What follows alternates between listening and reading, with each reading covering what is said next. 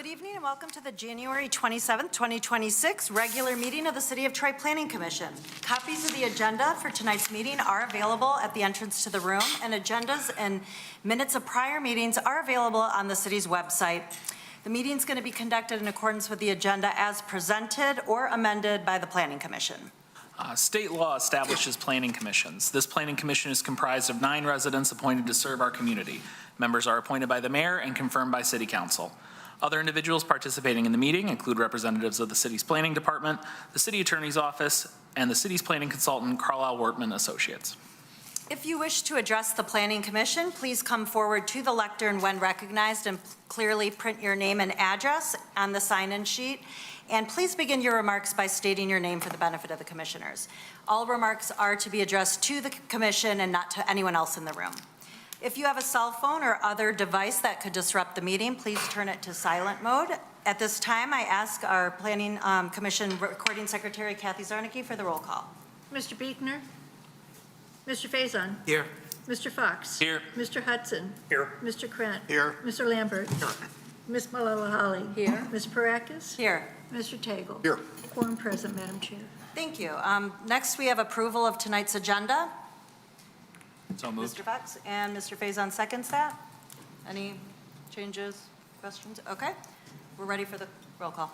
Mr. Faison? Yes. Mr. Fox? Yes. Mr. Hudson? Yes. Mr. Krent? Yes. Mr. Lambert? Yes. Ms. Malala-Holly? Yes. Ms. Parakis? Yes. Mr. Tagle? Yes. Motion carries. Thank you. Next, we have approval of our minutes from our January 13th, 2026 meeting. Do I have a motion? Mr. Lambert, seconded by Ms. Malala-Holly. Any edits, changes, corrections? Okay, we're ready for the vote. Okay, Mr. Fox? Yes. Mr. Hudson? Yes. Mr. Krent? Yes. Mr. Lambert? Yes. Ms. Malala-Holly? Yes. Ms. Parakis? Yes, Mr. I'll Tagle? abstain. Mr. Faison? Yes. Motion carries. thank you. Next is public comment for items that are not on the agenda for tonight. So if anyone's here to talk about anything that's not on tonight's agenda, now's the time to come forward.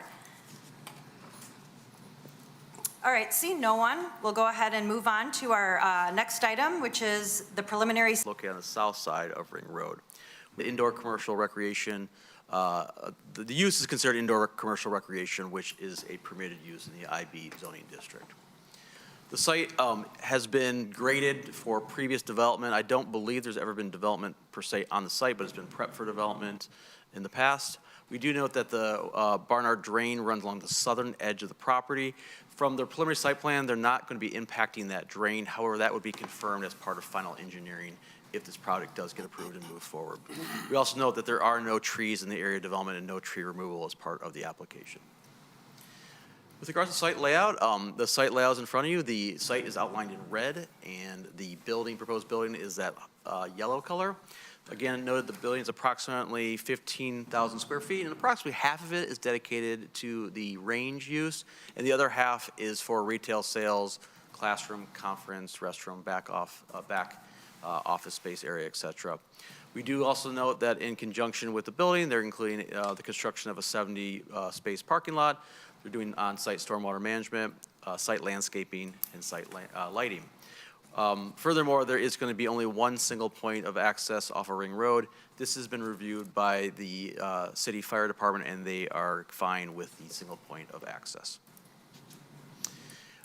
Just a little detail of the floor plan. It's actually twisted a little bit to the right. So the top, actually, where number 3 and 4 are, that's Ring Road to the north there. So the entrance is one. It's located off the parking lot.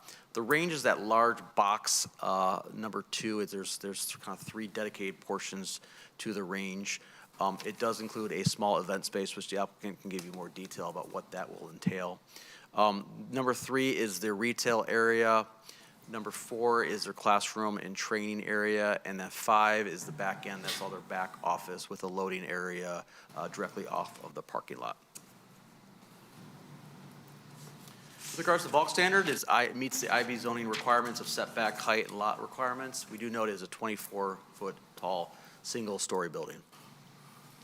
With regards to parking, just based on the usage, the combination of the retail use, the classroom use, and the range use, under ordinance requirements, 42 spaces are required. However, they're providing 70 spaces. This is approximately about 40% more than what's required in the zoning ordinance. During discussion with the applicant as part of the pre-application, they do note that their assertion is that an indoor gun range requires more parking demand than a traditional indoor commercial recreation use. And just based on the gun range use alone, they would, based on their other facilities throughout the country, they would require typically 43 spaces just for the range alone. That does include the retail and other uses. So they are asking a waiver to allow for 70 spaces, which again is above what the ordinance would require. The other issue for discussion, and I apologize, I was maybe a little confusion in my report. They are compliant with regards to the parking lot, I'm sorry, the drive aisle width. So they are compliant with that.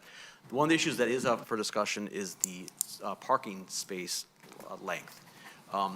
They are proposing 19-foot long spaces. You can do, the ordinance allows 17 spaces, so they in theory could reduce the parking spaces by 2 feet. This would reduce their overall impervious surface area.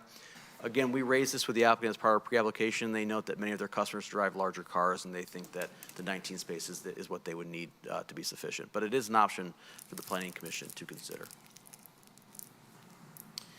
It does comply with all landscape requirements. One thing I do want to note, though, is we have that requirement for parking lot landscaping requirements. They have actually provided one additional tree that's required in the parking lot. However, 3 of those trees are outside of the actual parking lot in the perimeter. So they're exceeding the number, but 3 of the required 9 are actually outside of the parking lot area. So the Planning Commission can grant that waiver if you find that the overall landscaping is sufficient.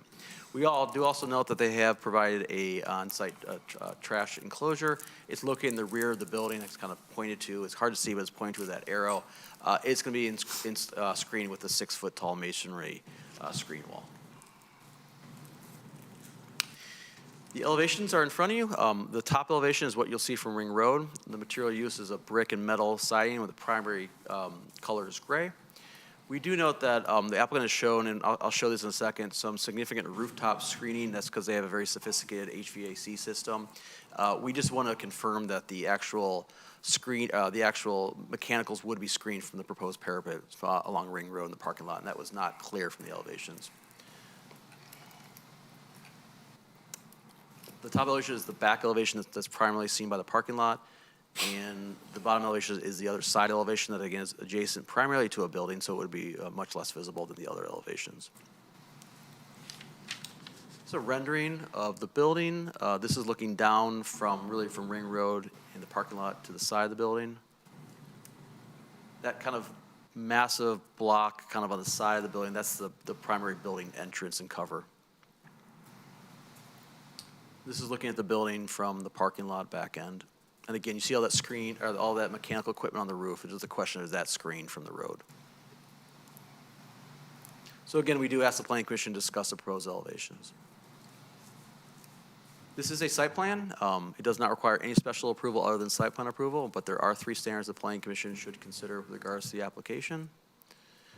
And lastly, we're asking the Planning Commission deliberate the application, specifically discuss the issue of site plan standards, the parking waiver allowance, the elevations, the parking lot space length. I'll also add parking lot trees for discussion.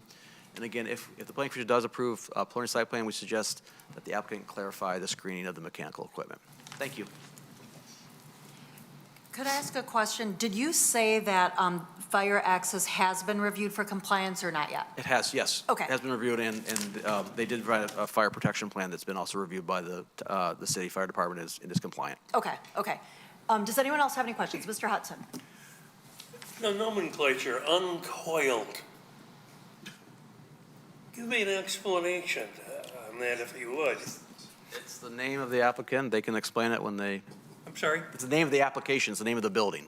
It's the name of the company. uncoiled? Yes. Oh, It's a snake. that makes some So sense. I will defer that question to the applicant to explain what uncoiled means.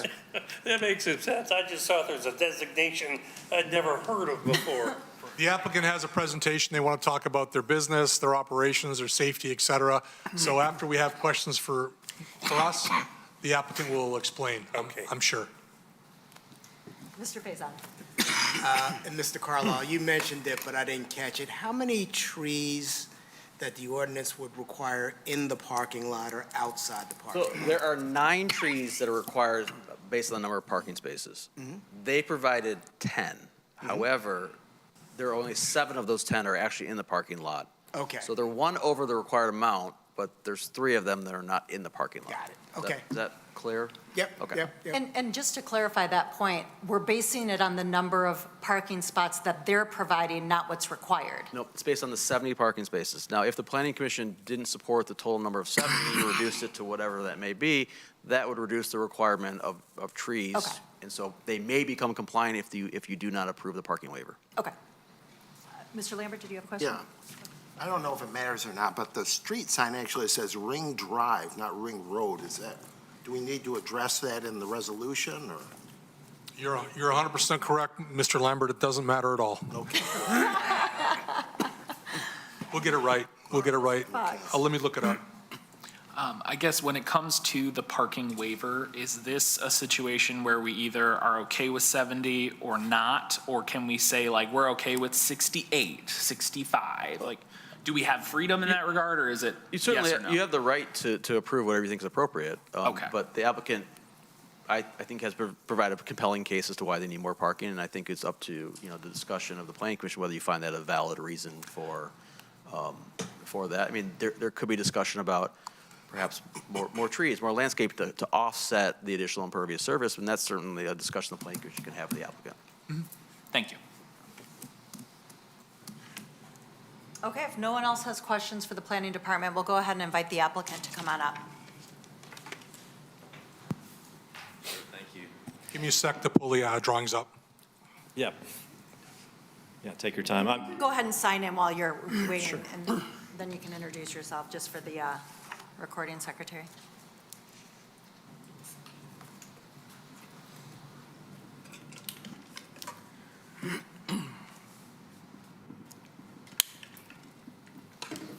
Thank you. Which one did you want first? Did you want this one or the other one? If you'll do the other one, some of it's a little bit repetitive from the staff review presentation, but it will maybe demystify and answer some questions or prompt some new ones, and I'm glad to clarify. I'm Stuart Mullen. Is there a time limit? No. Okay. So I can have the full hour? Great. Thank you. Thank you so much. I'm Stuart Mullen. My company is Range Development Services. I live in Charlotte, North Carolina, and I build gun ranges across the country. I've been engaged by Uncoiled Range and Training Academy. They exist currently today in Livonia. They've been there for several years and run a very successful retail pro shop. They have a classroom facility and then a more modest range than what we have proposed here. But they are 2 partners, Joel and Kenny, who are delighted and excited to be expanding their small business here in Troy. So I'll walk you through really where do I need to point? In a certain direction? Right here?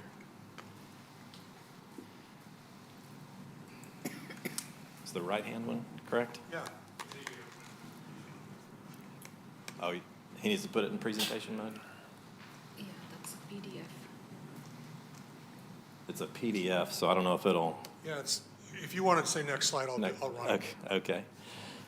So the indoor range has a total containment type of environment. And when we walk through the floor plan, you'll see some of that. But as mentioned, it also has a HVAC system that is unique and dedicated just to the range setting, because shooting a firearm indoors has to push and evacuate the air at a certain specified rate. Next slide, please. So I won't read all of this, but the components that make up a range are the stall, the shooting stall, sidewall protection, the retrieval system that carries the target down and back, as well as the bullet trap behind the target at the far end of the building. Next slide, please. Here's the square footage. This was covered in the staff presentation, and then just each of the next slides quickly scroll through the entry, and then the retail space, and then the classroom, just again so that you get oriented to the site relative to what's going on inside the building.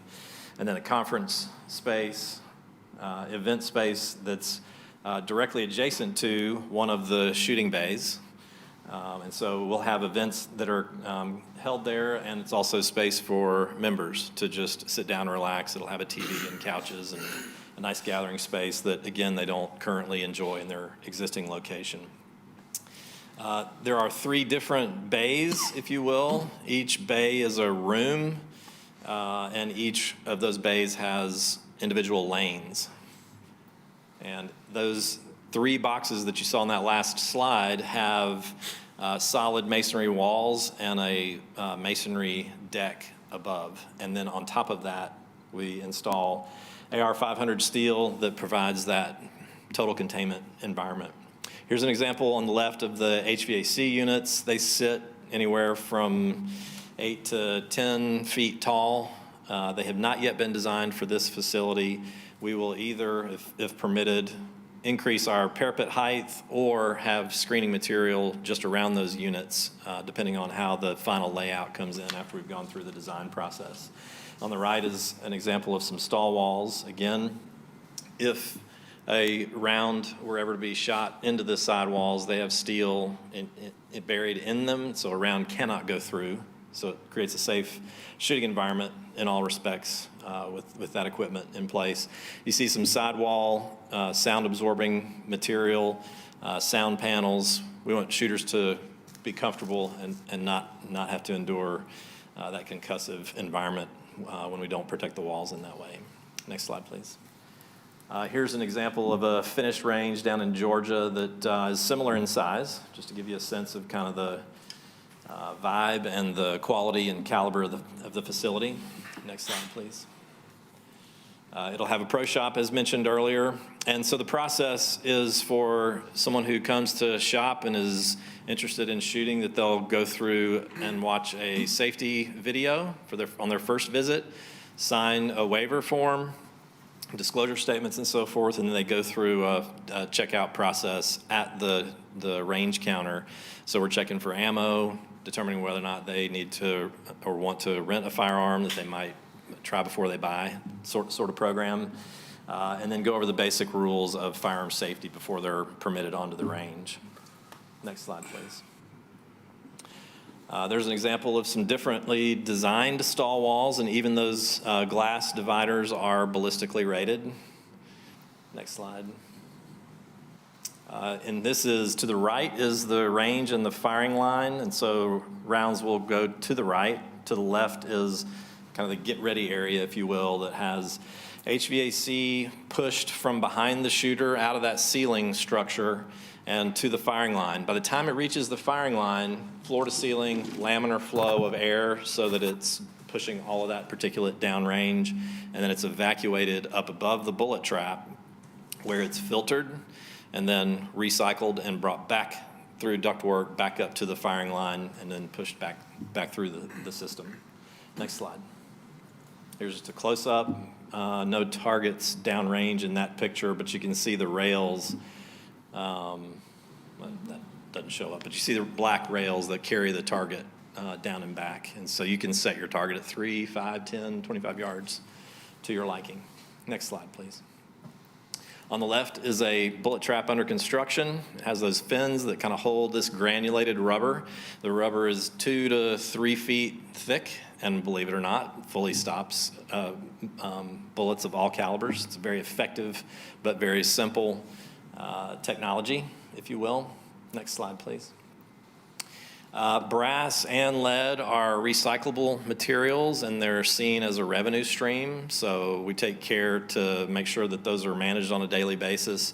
And then we have a certified company that comes in and takes those materials off and to see them recycled. Next slide, please. Classroom space and event space we mentioned. I won't belabor the points, but it makes for an offering of both, not only products in the retail space, but then also services. And the services are range time, membership, and training.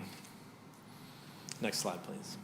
And there's finally several more representative examples of ranges from around the country that I've been involved with, and I'm delighted to take any of your questions that you might have, if any. Yes, thank you very much. I learned more about guns today than I've known. right. I'm not a gun person, so it was very informative, and I appreciate it, although I did come up with a bunch of questions. But let me start with everyone else. Mr. Hudson. A couple of questions on your containment Yes, sir. area. Is there a limit as to what kind of firearm can be used with that containment area? The bullet trap will be designed to the caliber preferred by the ownership group, and it can handle a 50 caliber round. Well, let me give an example. I brought in a 8mm German Mauser. Would it be allowed in this range? I'm not familiar with that. Is it below, Sorry? it's 8 millimeter, that's below a 50 caliber, so it could be accommodated. Same with the .357 Magnum Yes, sir. pistol, for instance? Sure, Okay. no problem. Good. Now, the question is whether or not you want to actually shoot and be inside an indoor range when someone's shooting a 50 caliber that's not comfortable. So it's rare, understand that. but yes, can handle all of the rifle and pistol rounds. All right. Would you ever have a period of time during deer season where a hunter could come in and sight his rifle? Sure. Yes, sir. Okay, No thank you. problem. Just, Stuart, a 50 caliber bullet is what? This long? About like that. Okay. Yes, sir. And just, even in an outdoor range, if you're shooting and I'm here, it's just it's a concussive deal. It's a big deal. So it's pretty rare that they're shooting calibers that size. Mr. Fox.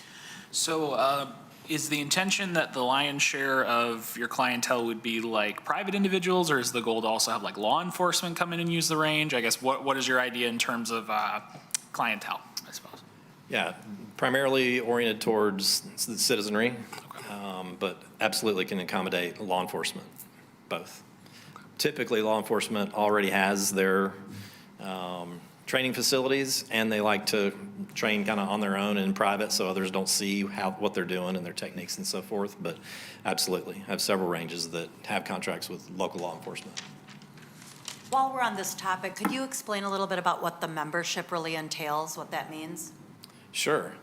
There'll be typically two options. One is going to be a monthly and then an annual membership, and that membership will typically allow you to have unlimited range time. So if you arrive and there's capacity, then you can stay and shoot as long as you want. If there's a line or a queue waiting for others to have range time, then after an hour, you'd be asked to roll to the back of the line to let others shoot. But those memberships also typically have a discount on training and on membership events to rent that event space, and then on products as well. Okay, and then now that you brought up the event space, I mean, are you, presumably you're not selling food and beverage? Correct. Can that be brought in? Absolutely. We'd cater it. Alcohol? No, Okay. no. Is there a age limit? Like, I don't know anything about it. Like, are there rules? Can any age person come in? Do you have to show ID? Do you have to be a certain age? Yes, ma'am. Minors have to be accompanied down to age 12 is the youngest. Okay, Yep, okay. And hours of operation? to be determined. Okay, okay. And so if I'm standing outside, can I hear it? It will not be a silent building, so yes, you'd be able to hear it, but it would not disrupt any kind of normal conversation. Okay. And so that's really, it's an important question. The range bays themselves and the way that the walls are constructed helps ensure that a retail conversation or classroom training that's going on the other side of the wall can happen without any kind of mic. I mean, we have to be able to protect our own business interests outside of the range, but within our building footprint. Okay. And then by default, once we've done that, it's quiet outside the building. Correct. Good question. Ms. Malala Holly. Thank you. So as the chairperson said, I too am not very familiar with the gun ranges, but thank you for the wonderful information that you shared today. Is having a shop in there, a retail space in there, is it pretty typical of gun ranges? Do all gun ranges have? They do, okay. Well, if you searched hard enough, you'd find 3 or 4 in Colorado that are range only. Mm-hmm. But of the hundreds of ranges that are out there, the vast majority of them do have that retail component. Yes. And if I were to come in without any gun, I could I could use one that you have on your facility, but I could also walk in with one that I own. Correct. Okay. Yes. Now, a little bit more clarification I need about event space, because when we talk about event space, we are talking about a social gathering, party, some kind of a setup like that. I know you haven't really thought out about how it is going to be, but one of the pictures that you showed us had some chairs and vending machine-like facility probably there inside. Is it going to be like a social space, like 25, 30 people coming in Yes, and ma'am. having something like that? Okay. Exactly. So is that also the reason why you have, as opposed to 42 spaces, parking spaces, 70 spaces? Is that also something that you're keeping in mind? The calculation for the spaces is driven by the number of shooting positions that we have. So if you came in and brought a friend, you could, if you chose to, share a lane. So we'd have 2 per lane, and I think we have a total of 17 or 18 lanes. And then a classroom, and then the retail space. And then if we had an event going on, those numbers start to add up pretty quickly. Pretty typical, you say? Yes. That you have so many spaces Yes, ma'am. provided? Okay, thank you. Appreciate You're it. welcome. Thank you. Mr. Lambert. Just one quick question. Mr. Carlisle's report said that they suggested to you some enhancements to the front entrance, particularly for the retail sales and classroom area.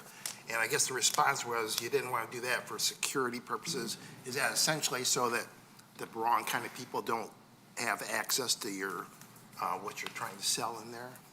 Yes, the image in the middle there has windows that are, the bottom sill of those windows is at 10 feet, and we put a protective film on the windows as well. Because firearms are an issue at times, we want to avoid a low window kind of situation. And then functionally inside, we've got that retail showroom, and that wall space is also very valuable as well. So it's protecting the assets that are there is the real driver. Great, thank you. Mr. Faison, can I just really quick piggyback off that? Because you're showing that picture, and I believe the middle top is the same rendering that we're going to have here in Troy. Similar. And I'm trying, yeah, similar. And the third window looks different. It doesn't have the windows, or the third square. Is there a reason for that? That one's in the classroom, the way we've got it laid out. And so for presentation purposes, the way it's laid out, that blank that doesn't have windows would be on the presentation wall effectively. So like a screen, so they don't want window. Okay, fair Right, enough. so you'd be staring at the Yeah, window okay. above the screen, and the lighting would be jinky. All right, Mr. Faison? Yeah, I'm not sure if you know this or the actual applicant knows it, but how many of these ranges does the company operate around the country? How many ranges do they operate currently? Uncoiled, one? Oh, just the one? Yes, sir. I have built ranges all across the country. You build them around the Yes, sir. country? Okay, and so the one is the one in Livonia? Correct. Right. And then, in terms of size and layout and configuration, how does the Livonia site compare to this site? The site, the floor plan? Yeah.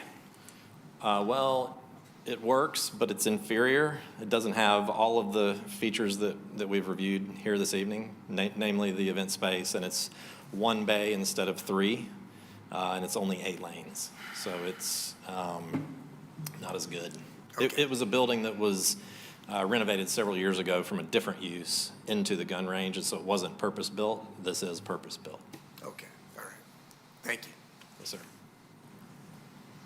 I guess one last question is about the parking lot trees. Has any consideration been given to what Mr. Carlisle presented about how the parking lot, there are 9 trees required, but you do provide 10, but 7 out of the 10 are in the parking lot and 3 are outside? I'm not sure I fully understand the shortfall or the deficiency. We have an extra tree in terms of the count, but they're not in the right location. Is that correct? Yeah, so the ordinance basically requires that you have one parking lot tree every 8 parking spaces. Those are required to be. So to accommodate, we'd have to have another So parking lot island?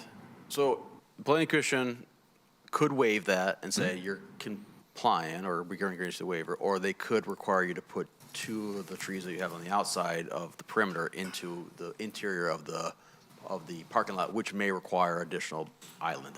You would have to work with your landscape architect and your engineer to figure that Yeah, out. we're glad to work with staff on that. I think there's some trees, some existing trees along the frontage. I don't know that we have a picture of that, but we're saving Are some you of those saving those existing- trees that are existing? We're replacing those. No, we're replacing those. Because I that side, we misspoke. had to put the sidewalk in. Right. Okay, so those are. Sidewalk coming along down. Ring Drive. Okay. So, but yeah, glad to work with staff to sort through the single tree. No problem. Even if it meant we went to 69 spaces. I'd like to ask a few Yeah, questions. go ahead. Couple quick questions. Again, on the tree thing, I would like to see those trees in the parking lot if possible. We'll see what the rest of the commissioners say. Sure. My other quick questions are, you've got a door that comes out, let's see, would be on the, is it the west side? Anyway, I can't tell from this drawing I'm looking at, but anyway, it's off of the range storage room. Yes, sir. What is that? Why is there a door there? Yes, sir. So the harvesting of the lead and the removal of the brass. Yeah, so on this image, it's to the plan south, to the Yes. bottom of the page. Right, okay. So the bullet trap will have lead in it that has to be recycled and removed from the building, and we want to do that. We want to take that lead directly out of the building rather than bringing it through retail and other non-shooting range environments, just because it's lead. It's got dust associated with it. While that harvesting is going on, the air system is running and that filtration system is working.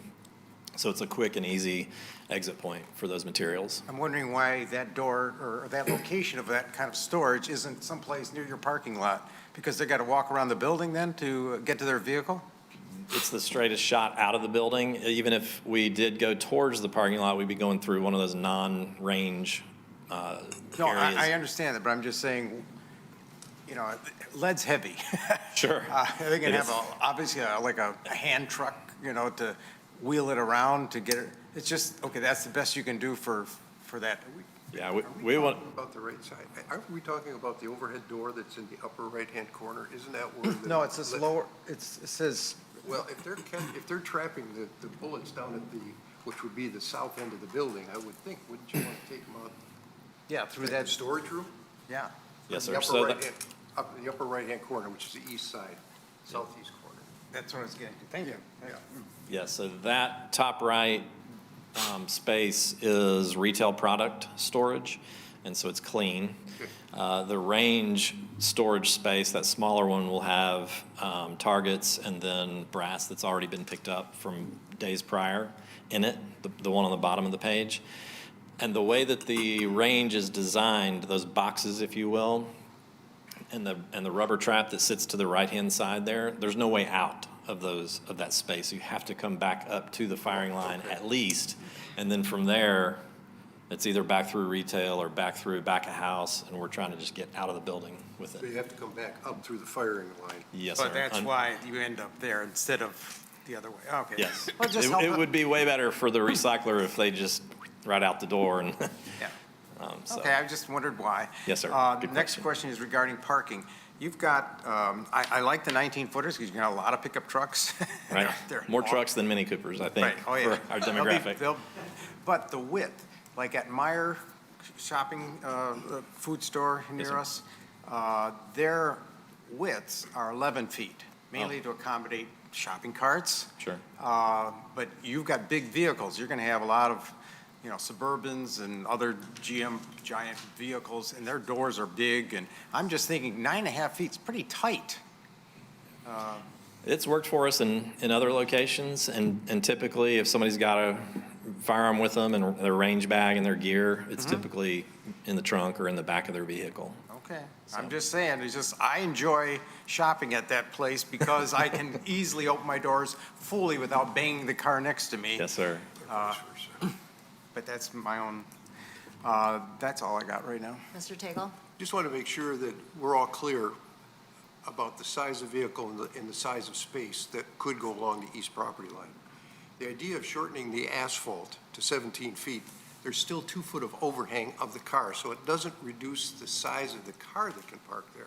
You're just, the bumper block would be right at the edge of the landscaping. Well, I think in the staff review, there was 2 comments. One was to consider reducing the maneuvering area and reducing the length of the spaces. But you're right, the length of a vehicle is what it is. So its overhang would be Right, greater. so you're not really, the difference is the car is either going to, the front of the car from the wheels forward is either going to sit over asphalt or it's going to sit over landscape.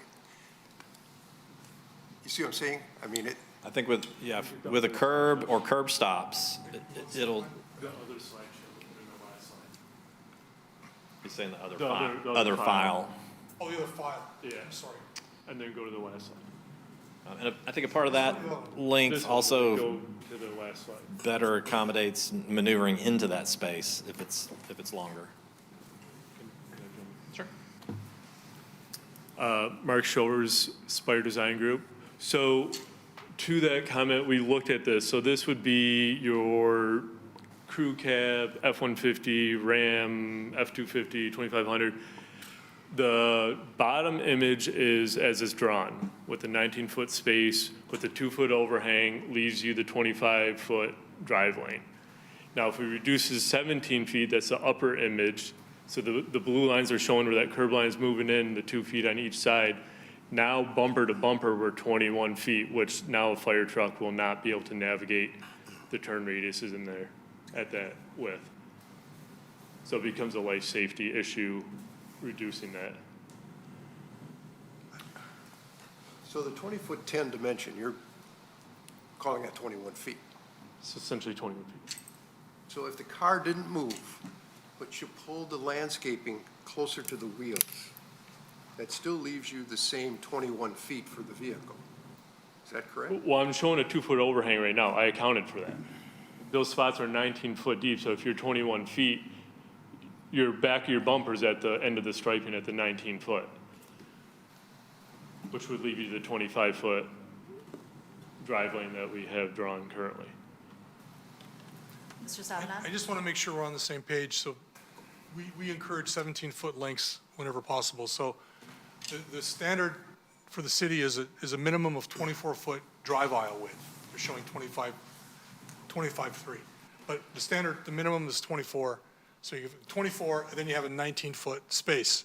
To Mr. Tagle's point, instead of having a 19-foot space, you reduce it by 2 feet with a bumper block, and instead of overhanging asphalt, the front 2 feet of that vehicle is overhanging grass.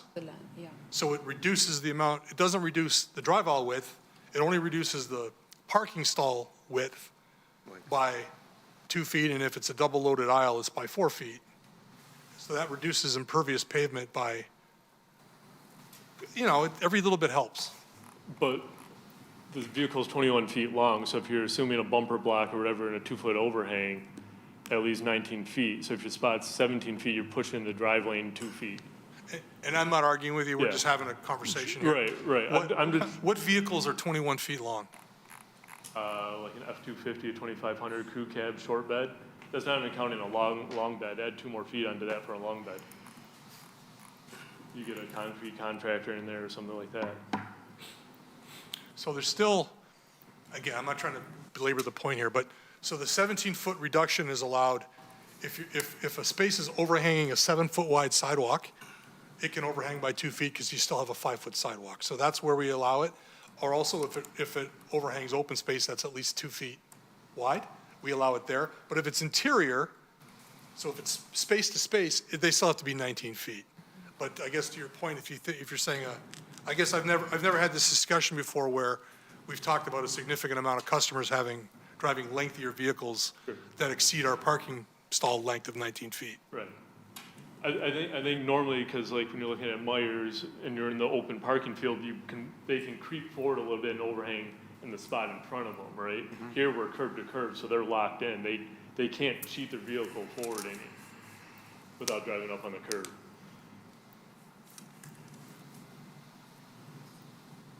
Mr. Tagle, do you have any other questions? No. Okay. Mr. Fox? I know we've moved on a little bit from the point, but just a quick question regarding the back door that's for the lead and the brass to come out of. So is the intention that it will leave that door and then meet a truck on Ring Road? Like it'll go north to the sidewalk on Ring Road and that's where the truck will wait? It's typically a box truck that the recyclers use, and so, yeah, it'd be wheeled out. Okay. And they're simple enough. I mean, they're 5-gallon buckets, and they fill the bottom portion of them. Sure. Because it's so Yeah, heavy, yeah. and then they individually wheel them out. Yes, So sir. then if we're doing / loading, unloading, what have you, in the street, does that run afoul of anything in terms of like our ordinance or anything? Or, okay, cool. I just wanted to make sure because I was like parking lot versus a street. I wanted to. If it matters, check. it typically would be after hours that work's Okay. going on, so.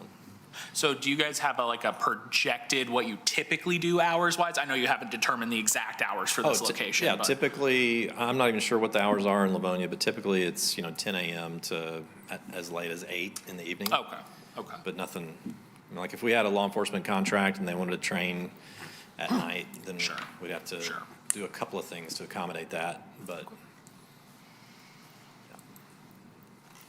Okay, I just have one question left, and it's, one of our, one thing that we look at is the promotion of public health, safety, and general welfare of the, of our residents. So I understand that this sort of thing is highly regulated by the federal government, and so you are going to be complying with all of those ordinances. But can you give us, and I don't know who I should be addressing this to, but could you give us a little bit of a few statistics about the safety at your ranges that are designed in this manner, in terms of, accidents, suicides, things like that, just to give us an idea of the safety that this is bringing into the community. Sure. I won't tell you that there are not events that happen, because they do. Suicide prevention is on the forefront of these business owners. And really, the way that that's addressed is in training the staff to look for indicators or behavior that's abnormal, and sometimes that's more obvious than others. The way that building is designed also will aid in that deterrent. That type of activity typically is going to occur when people feel like they're not being watched. And so with a range safety officer and a series of very obvious cameras, then those are the types of things that go into that effort to offset and deter. If somebody wants to rent a firearm and they don't care what caliber and they only want a few rounds, that person's not going to be given a firearm. They're going to be asked to leave. So there's several protocols and SOPs that are in place to prevent that type of situation. Okay. And then the sort of vestibule area, that sort of exterior black box, is it like do you have to get buzzed in? Is there? No, it's 2 doors really to kind of keep the elements out of the retail space, to slow shoppers down as they're coming from their vehicles into that retail environment. And then from a security perspective, it slows folks down. And then they'll also have a roll-down door inside. I think the first one is the way the outside, yeah. Roll-down door? Yeah, like a roll-down security gate that's in addition to the just regular swinging people door for added security. Oh, I Like you'd see. find at a department store. Yeah. Yeah, I see what you're saying, okay. And it's, okay, so people can just walk in with their firearms, and that's just, Well, I mean, I guess they can. policy-wise, it needs to be cased or holstered. If somebody's walking in, like holding a gun, they're going to be immediately addressed. Okay, and okay. be offered a case or send them back to their car to, Okay, you know, just okay. walk into, Okay. yeah. Can't really walk in anywhere with a gun drawn. Yeah, that's what I was thinking. Mr. Krant? Following up on that, so is there going to be a security guard of any kind at the front door? No, sir. Staff is armed. Okay. And then on the range itself, there's range safety officers to monitor and watch and make sure that people are shooting safely. And when they're not, the issues are addressed. And this one would go to the owners. Oh, the owners aren't here. This is our architect and Oh, design guys. Okay. I'm representing the owners. You're the rep, okay, Yes, sir. I get it, all right. So that said, do you know that the Livonia has had any incidents with police emergency things or ambulances or anything that was, emergency vehicles of some kind had to be rushed to Livonia because of some incident or? I'm not aware of any. I do know that they've had a couple of attempted break-ins, but they were unsuccessful. And that goes in large part to the design of the building. Good. So it's not uncommon. So do you vet your clients then? Like meaning that the Livonia group, this group? So my question would have been, had they been here, is are they planning on, we're approving it based on the presentation and the security and what we were being told, but what if they turn around and flip it to a different group and they don't run a very tight ship? Not running a tight ship means you'd run afoul of the ATF and you'd lose your federal firearms license pretty quickly. The ATF will do a random, they'll just show up and ask to see your books, and they'll look back at all of the firearms you've received, and all FFLs have to maintain what's called a bound book. And so when they receive firearms from a manufacturer or distributor, those are logged into their bound book. So they're documented by serial number, each make, model, serial number, et cetera. And then when they're sold, they go to the disposition side of that bound book. And so there's a full log of who that FFL sold to. So all that documentation is maintained and kept indefinitely. So if 10 years ago, you'd have to go back, you could go back and look at the paperwork. So it's, if there are issues through an audit, then they would potentially lose their FFL. And in this case, with the amount of retail space that's included in the floor plan, that'd be devastating. They're not gonna, the cost of the building, this is way beyond any kind of normal retail cost with all the ballistic equipment, structural integrity of the building, the HVAC system. There's no room for error or sloppy books. Okay. Yeah. Mr. Fox? I guess there's probably a limit to what exactly you can discuss about the building security in a public meeting, but just for the sake of, if you guys get broken into, it's a little different than a restaurant where you just get into the cash register, you know what I mean? So I guess what kind of reassurances can you disclose regarding the safety measures preventing like theft of product and things like that from? Well, the way we approach the security issue is to secure the building, because time is what discourages.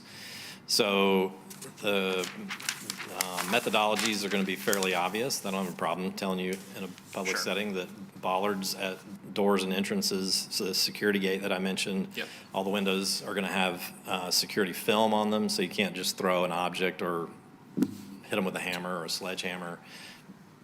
Not to mention mag locks, cameras in all directions. Yes, sir. Security system, alarm? Yes. Okay. And one question about your employees. What kind of, how many employees does a typical place like this, how many do you staff at a time? A dozen or so. A dozen or so. And I imagine it's not a, 16, 18-year-old working there. They have to clear a background check, no, that's... They're trained, I imagine. Absolutely. Okay. Yes. Okay. Does anyone have any questions for the applicant? Any more? Okay, thank you very much. Thank you. Appreciate it. Madam Chair, just Go ahead. for the record, Mr. Lambert was 100% correct. Good catch. It's Ring Drive. That's why it didn't show up on the Google Maps when I was looking for that. Every once in a while, I throw a test to the Planning Commission and Make sure we're We looking. read, Yeah. Brent. We Yeah. read. Typically Mr. Lambert who catches it, so. Nice job. All right, so we're going to turn it back to discussion for the Planning Commission. Yes, Ms. Malala Holly? I have a question for Mr. Savidant. Is this the first of its kind in Troy? Because I'm not familiar with gun ranges all that much, so that's my ignorance speaking here. well, the first private one that has been formally proposed since I've been here in 23 years. We have a gun range in this building in the basement. I don't know if everyone knew that or not. No, I did not. Wow, that is interesting. I was hoping I could tell that. I mean, I just found out tonight, and I was Just shocked. come here during the day. It's very unnerving to hear the police officers, that's what the police officers bring. And actually, on Monday, they used new ammunition. They have a special type of ammunition. So our gun range isn't as sophisticated as this proposed gun range. They have to use a special bullet that pulverizes when it hits the wall. And the new ones they bought had a lot of sulfur in them. So it smelled like we had a backlogged toilet in the building because they turned off the air filter system because it got chilly. So yeah, we have a gun range in the building. Don't you work in a very interesting space, huh? I mean, does it vibrate the building? Does it It shake? doesn't vibrate, but you can hear it. I mean. Yeah, that is. My guess is it's, Officers are down there shooting, you can hear it. my guess is it's going to be louder in the hallway here than if you're walking down the street on Ring Drive. Okay. All right, Mr. Fox. Well, and correct me if I'm wrong, I believe, isn't it a pistol-only range here? Yeah, I believe so. Yeah. Here. Yeah, I don't think they use it, yeah, this for their training. So, I mean, I would be remiss to say if guns, I mean, in general, they give me a little bit of a stomachache, admittedly. However, you know, looking at this build, I think the justification for the parking makes sense. It is ultimately an indoor recreational use, which is allowed by right. I think the plan that they've presented is pretty straightforward in terms of the safety measures and the security measures that they're taking. I think the only question I had is, and maybe to steal an analogy from Mr. Krent here, but it kind of looks like a prison cell block, like kind of just straight flat walls and, you know, just cut into a like clean cube. I didn't know if that was something we were comfortable with in terms of the design. So wanted to get everybody's thoughts on that. Does someone want to make a resolution so we can? If someone wants to propose a resolution so we can start our discussion, you know, things to keep in mind that I mean, you kind of touched on them, is if we're fine with the parking lot tree situation and the parking lot space sizes and the number of parking spots are all things that, and we have to make sure the mechanical equipment screening is also taken care of. Did we address that? I forget.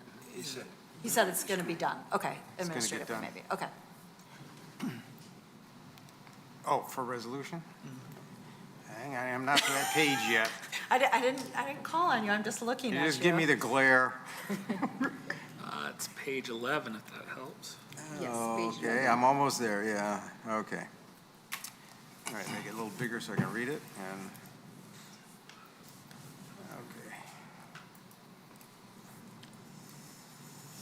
okay. Okay. Resolved that preliminary site plan approval pursuant to Article 8 of the zoning ordinance as requested for the proposed uncoiled firearms and range south side of Ring Road, west Ring Drive, west of John R., south of Maple, pin 88-20-35-226-101, Section 35, presently zoned IB, be granted, subject to any of these following conditions. Now, I've got some conditions. I would like to see them put in the required amount of trees in our parking lot. Anybody else have any suggestions beyond that? Okay. For that one reason, be granted. Alice, you have? Second. Okay, seconded by Mr. Lambert. Okay. Chairperson, Yes. we never did get to talk a little bit about the building. Are we good, like? Well, we're just starting the discussion. I Right. mean, we And just have the. we yeah. didn't even ask Right. the applicant about any other design considerations that they were looking into. I mean, we talked a So- little bit about the windows. I was thinking I was going to suggest some windows on the the east side of the building facing the parking lot where, for example, there was the conference rooms, the break rooms, the office space. To me, those, I would presumably think, don't need as much security, and we could add some windows to break up that block. I don't see how we can add any windows to the south. And I understand why you're not adding anything to the north. And then the east is sort of the same situation, I think. Is the east there? Yeah, yeah, it's the one door. I'm sorry, that was on the west Oh, side. there it is. Okay, the east side is the parking lot. And also, yeah, so I don't see any more, so, but yeah, go ahead, Mr. Fox. I guess a thought I had looking at that south elevation is absolutely, I can understand that's where the range is shooting, you can't put windows there. I think there is potentially an opportunity for, I think they're called crenellations, where it's like a design with the brick or something. Fenestration. Fenestrations is maybe the word I'm looking for? Okay, thank you. That works. Thank you.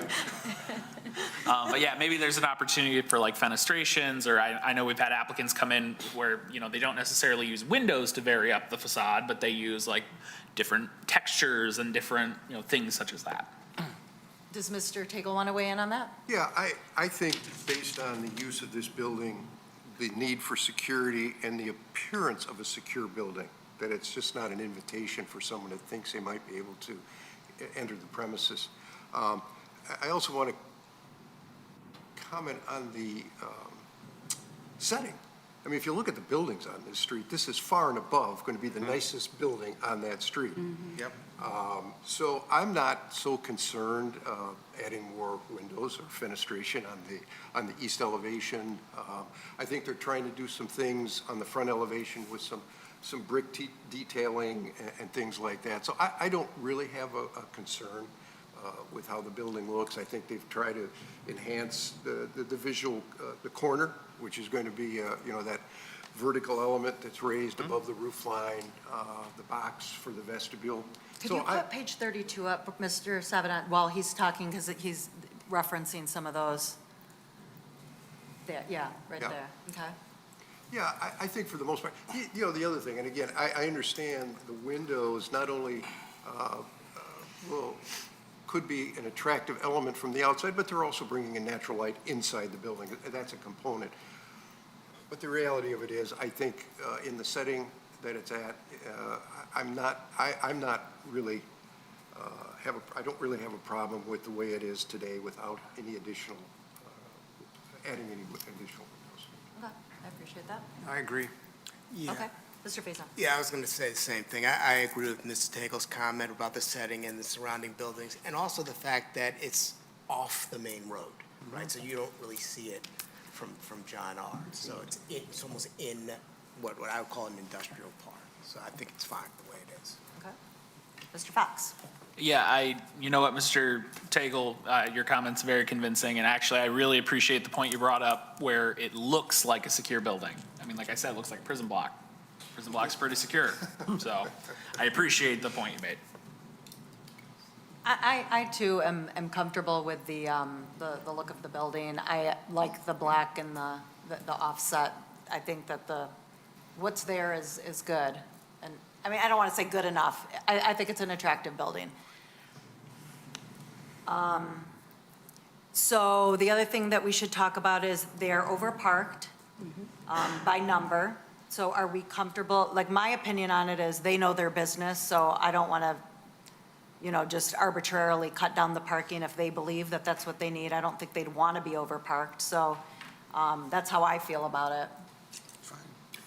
Go ahead, Mr. Tagle. Question, and maybe you can or can't answer, it's an engineering question.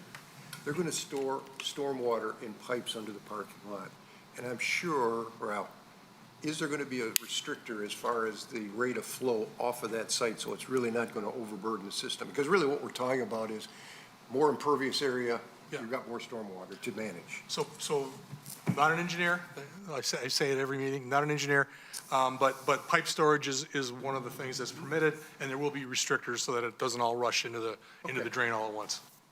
Thank you. Chairperson. Yes, Ms. Malala. To the point of the parking, I think the applicant gave us enough reasons as to why they want the 70 spaces. So within this one building, of course, there's going to be the range, which is going to be heavily used. Then there's the retail space. Then there is the meeting space. Then there is the classroom.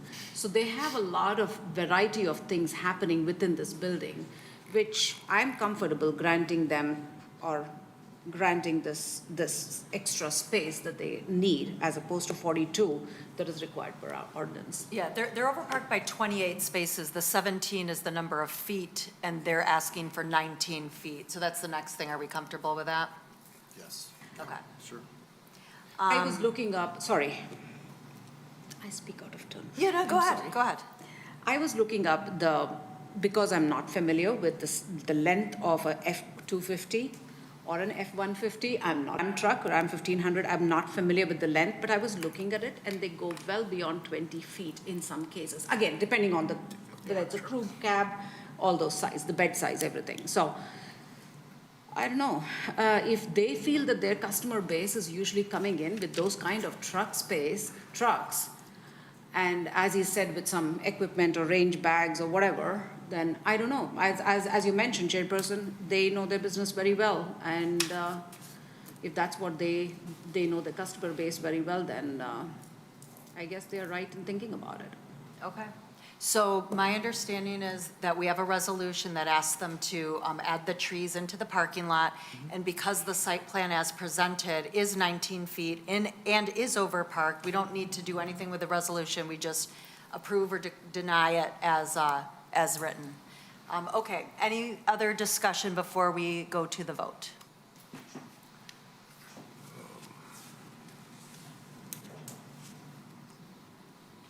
Yeah. Are we going to leave it up to the applicant to where the trees go? The reason I'm asking the question is, we can ask them to put more trees in, and if they put them in behind the building, you know, the visual impact of the tree, although it's, you know, the heat island effect, I understand all of that, is going to be reduced. But really, the most highly visible areas is that main parking lot, or main aisle coming into the parking lot. And they do have some trees there, so I'm just wondering, do we have any opinions as to where these, and I don't know, are we saying 3 additional trees? Are we saying 2 additional, are we quantifying how many? I think, and maybe it wasn't clear in the way you stated the resolution, but I was under the impression what we were talking about is requiring them to comply with our ordinance, which requires they're 1 tree over, so they only need to fix 2 of them, because they're required to do 9 in the parking lot, and they've given us 10 trees, but 3 are not in the parking lot. Sorry, like in the parking lot islands. Right. So from what Mr. Krentz said, I took it to mean at least 2 of those trees have to be put into islands. Either existing islands, or they have to add a new island to put a tree. Yeah. So 2 of the 3 trees, we're asking them to comply with the ordinance. The extra tree, we'd like them to give us the extra tree, but that can go anywhere. But if you have some ideas where you'd like to see it, I mean, we can offer that. Well, I'm just trying to think about, you know, from a practical standpoint, and what are we accomplishing? You know, like I said, there's the reduction of impervious area, and I get that. There's the visual impact of it kind of breaking up the starkness of the building, you know, if it's located properly. But I think they comply, maybe they don't. They comply on the easterly edge or side of the main entry aisle. They do not comply on the westerly side of the main aisle where the handicap parking is. So, I mean, I guess if you did ask, I would like to see something on that westerly side of the main aisle. So the north-south drive, ingress, egress aisle on the west side of that, somewhere on, you know. Like against the building, you mean? Well, no, I mean, yeah, on the building side of the parking lot. Okay, but in an island. In an island, yes. Okay. I mean, the other thought that I have is, you know, there's a sidewalk on the south side of the island to break up that the south part of the building that has nothing going on. It's a bald spot. A tree or 2 could help, a couple of trees there. Obviously, if they make it into an island, they lose their parking spots. So I'm trying to. Well, you're right. If you're talking about the little jut of an island that shows a sidewalk going east-west, excuse me, just south of the barrier-free striped area, see that one island with the sidewalk in it? Yeah. If they put a tree there, and I understand the need, the desire to have a walkway from the east parking side to the building, but you also have those striped areas which will never be parked in for the handicap, which are really close to the front door anyways, Yep. you know. So I know I think that's an option there to put a tree in there, and it would also then comply with the eight spaces in a tree and a tree. So that's one area. Go ahead, but you will need to come up so we can catch what you say on the microphone for those recording. We're glad to work with staff to sort through it. The one thing I think I'm a little bit concerned about is if we're putting a large maturing tree up against the building as it grows, then roof access becomes a security issue. We don't want people to be able to climb a tree and be on the roof undetected.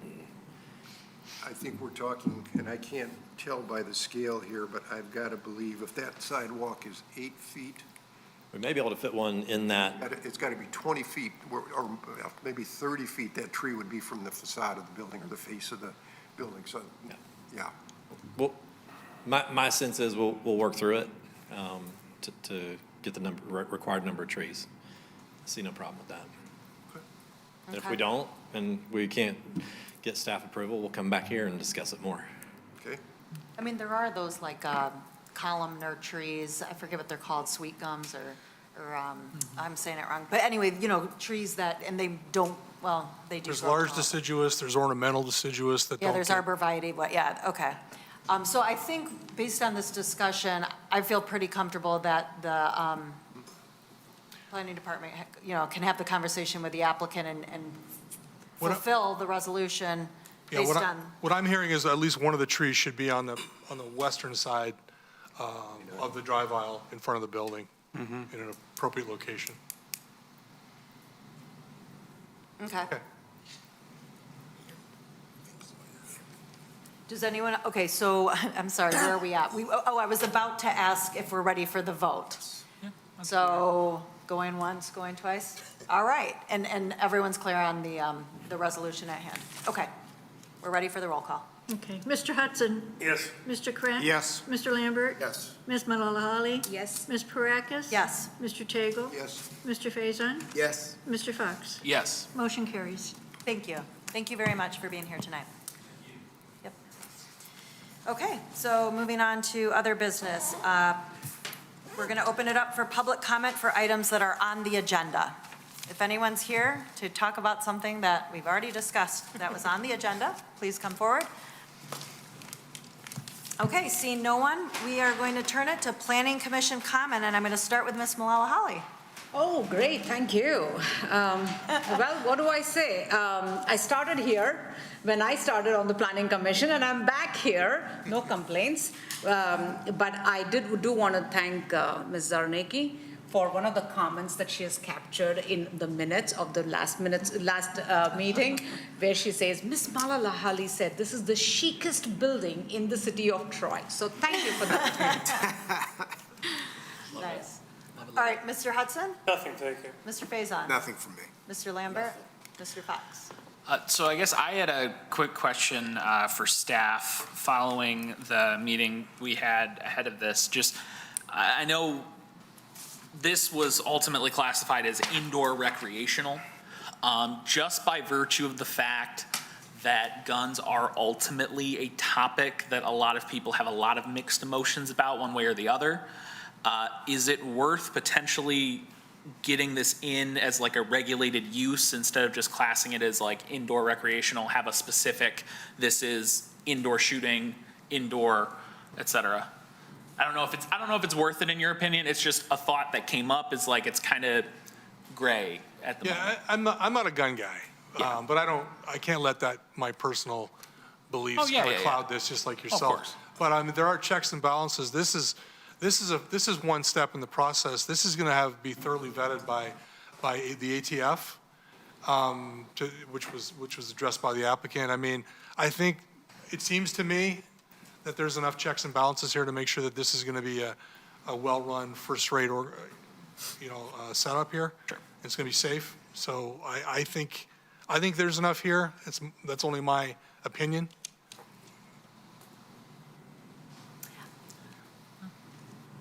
Just on that topic, I mean, I did a little quick Google search, and I was thinking, obviously it's regulated by the federal government in terms of like, it has to be a certain distance from schools and things like that, but I looked to make sure, but who's really overseeing that if it's not us?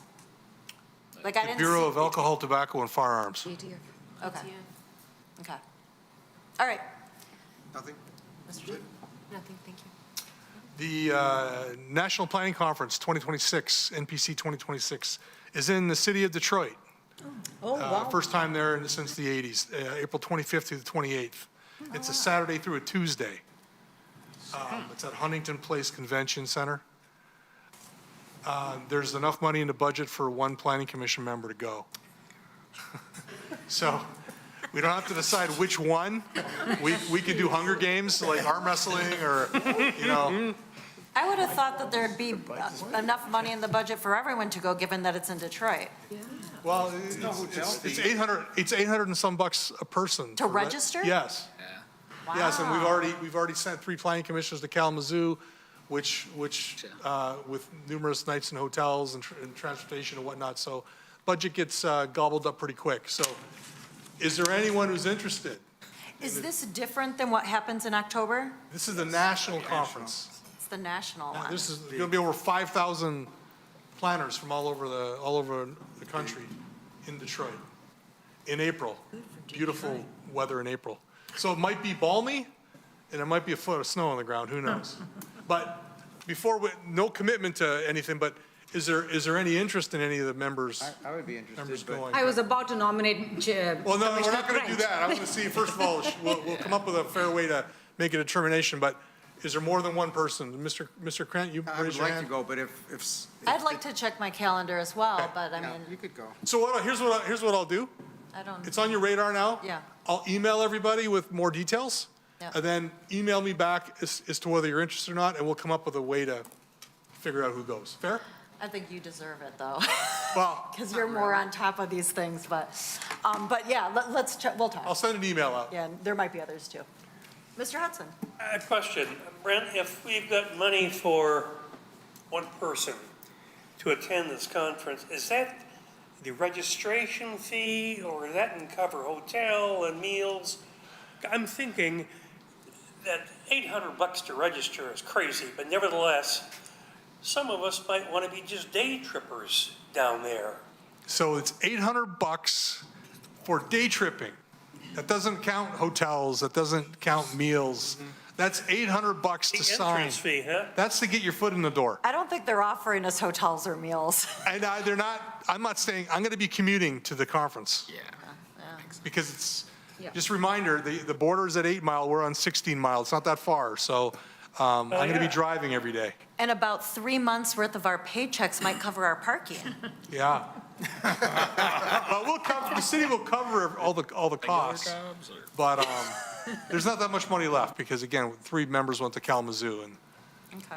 You know, I'm thinking from prior experience, which was kind of limited to these things, nobody checked your credentials walking in the door. Nobody took attendance.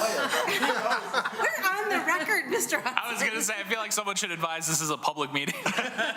so I can tell you from experience that they give you a lanyard, and there's big burly security personnel when you walk in, and they're making sure you're wearing your lanyard. I can assure you. Yep. All right. Oh my God, that's hilarious. Now, whichever one of us we send, we've got to have them test it, where they take off the lanyard before they. Okay, Mr. Carlisle? All right, great to see everyone, and have a great rest of your week. Yeah.